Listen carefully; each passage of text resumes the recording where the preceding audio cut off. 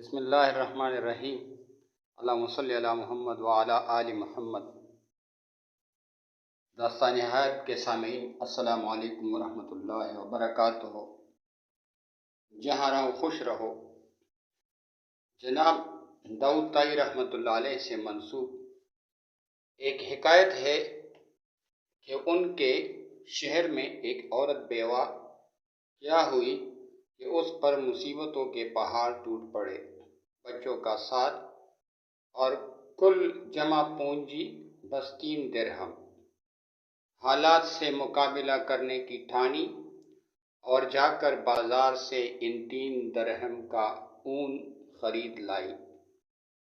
کچھ چیزیں بنا کر فروخت کی تو 5 درہم وصول پائے، 2 درہم سے کھانا پینا خریدا اور 3 درہم کا پھر سے اون لیتی آئی۔ اسی طرح کچھ دن گزر بسر کیا۔ ایک دن بازار سے کھانا پینا اور اون لے کر گھر کو لوٹی۔ اون رکھ کر بچوں کو کھانا پینا دینے لگی کہ ایک پرندہ کہیں سے اڑتا ہوا آیا اور اون اٹھا کر لے گیا۔ عورت کے لیے اپنی کل کائنات کا یوں لٹ جانا سوہانی روح تھا۔ مستقبل کی ہولناکیوں سے خوفزدہ اور غم و غصے سے پاگل سی ہو کر رہ گئی۔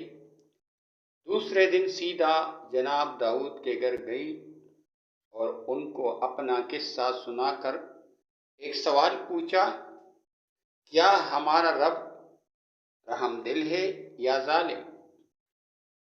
جناب داؤد طائی عورت کی درد بھری کہانی سن کر پریشانی کے عالم میں کوئی جواب دینا ہی چاہتے تھے کہ دروازے پر دستک ہوئی۔ جا کر دیکھا تو 10 اجنبی اشخاص کو کھڑے ہوئے پایا۔ ان سے آمد کا مقصد اور ماجرا پوچھا تو انہوں نے کہا، حضرت ہم سمندر میں سفر کر رہے تھے کہ ہماری کشتی میں ایک سوراخ ہو گیا۔ پانی اس تیزی سے بڑھ رہا تھا کہ ہمیں ہماری موت صاف نظر آ گئی۔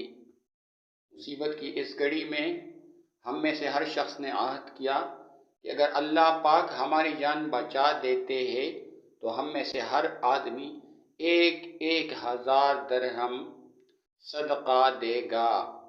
ابھی ہم یہ دعا کر ہی رہے تھے کہ ایک پرندے نے ہماری کشتی میں اون کا ایک گولا لا کر پھینک دیا، جسے ہم نے فوراً سوراخ میں پھنسایا، کشتی کو پانی سے خالی کیا اور سیدھے یہاں نزدیک ترین ساحل پر آ پہنچے۔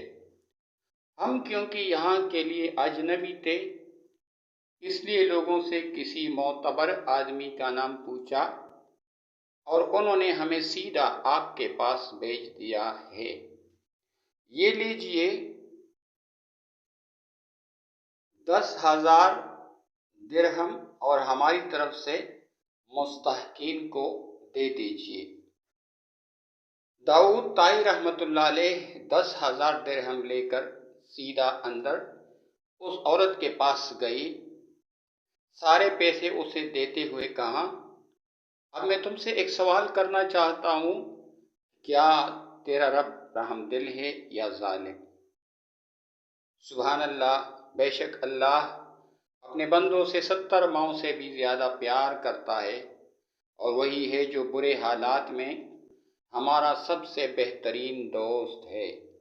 خواب غفلت سے جاگ اے مسلمان۔ شکریہ۔